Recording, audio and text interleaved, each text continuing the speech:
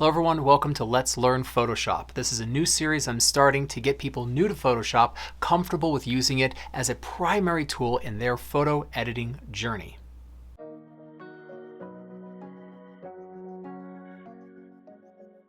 So for our very first video in this series, I want to just look at opening up a file, opening up an image, creating a document in Photoshop.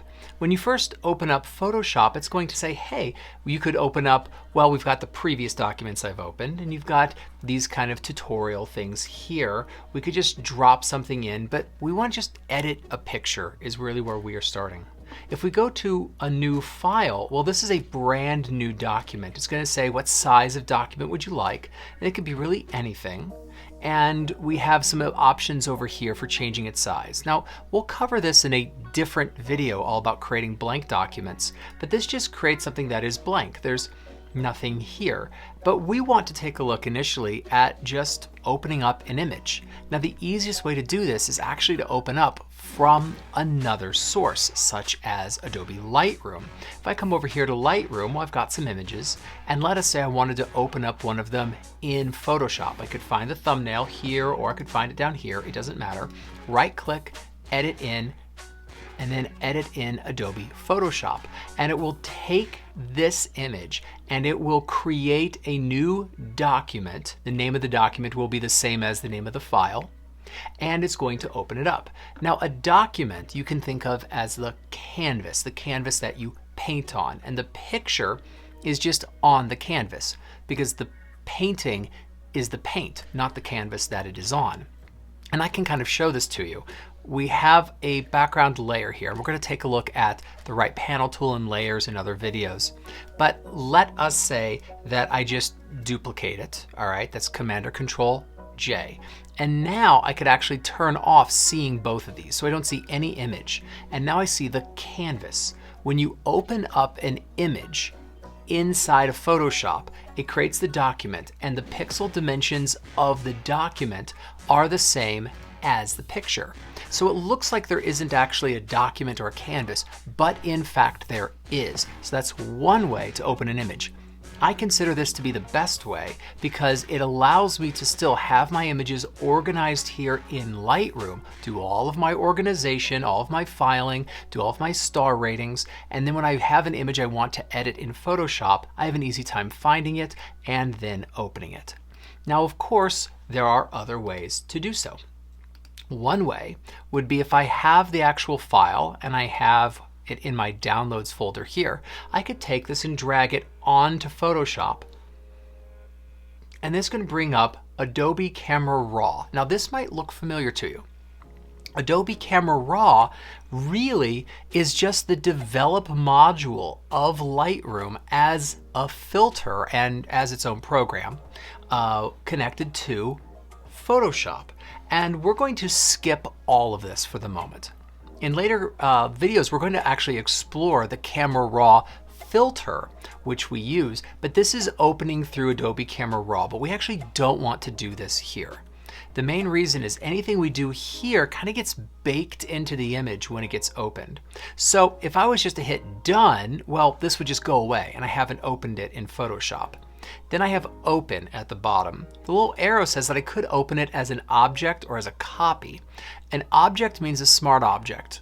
That's something we'll explore at another time. If I just hit open, then what happens is I get exactly what I saw before, a document named after the file, and then the document's dimensions are the same as the pixel dimensions of the image. So that really becomes the same thing. The reason this is less convenient is I have to have the file that I have access to in my operating system, and then I have to drag it onto Photoshop. Now, this is different, I will point out, than if you have a document open, and then I grab an image and I pull it onto the document. If I do that, then this becomes something that is on this document. So it's not the whole thing. That's an important distinction that I want to clarify. And if we are making some kind of other document, let us say a poster, well, in that case, I might pull images on and then I can start combining them. And that's how we do some types of compositing or some other types of document creation in Photoshop. But this is not a convenient way just to edit an image. We're going to get rid of that. So the easiest way to actually open up your image in Photoshop is going to be from Lightroom. Another way, you could grab from the operating system, and if you drag it onto Photoshop, the icon itself, you are going to open it up as its own document. Now let's actually take a look at documents.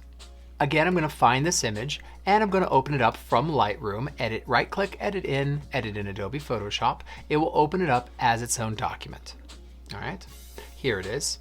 And now we could take a look at the document's name up here. This is one document that's open. This is another document that's open. They're not connected in any way.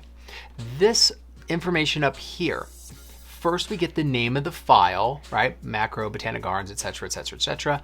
Dot, then the file extension.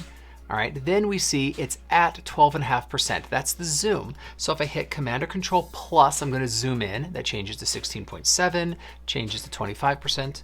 If I hit Command or Control and then minus, I'm going to go back. All right, you can always hit Command or Control 0 and fit the entire document to the workspace. Then we're going to see the color space, which is red, green, blue, or RGB, slash, and mine says 16. 16 is the bit depth. This is a 16-bit file because it's a raw image. If you open up a JPEG, that might say 8 for an 8-bit file. And then let us say that I do something with it, right? I do literally anything whatsoever, right? I'll just do, let us say that, okay? So now I have done some kind of a change, and you'll see there's a star outside the parentheses. That star means that the document is not saved. So let us take a look at that. Let's say I've done some work on this image and now I am ready to be finished with it. That could mean one of a couple things. The first is I might want to save this Photoshop document with all of its layers. I might want to save that and open it up at another time. Alternatively, I might want to have just a regular image. The difference is the layers. You see, Photoshop works in layers, something we will explore as we go through this series. But Photoshop works in layers, and other types of files are not compatible with layers. JPEGs are not compatible with layers. TIFFs are not compatible with layers, etc. So if I want a printable version of this image, that's one without layers. If I want to come back and edit it, that's one that has them, all right? If I want to be able to edit with the current set of layers, that is a Photoshop document or PSD. So if I wanted to save this as a Photoshop document, I could come to Save or Save As, and then I'd be able to give this a name and decide where I want it saved. And at the bottom, decide what is the file format that I want. That's just Command or Control S, or come up to File and then Save or Save As. Now, that's if I want to edit this in the future. You'll notice that I've got PDFs, TIFFs, large document formats, but I don't have JPEGs or PNGs inside of here. If I just want a version of this that is then printable or something I can put online, well, in that case, I would come to File, Export, Export As, and now I get the ability to export the file.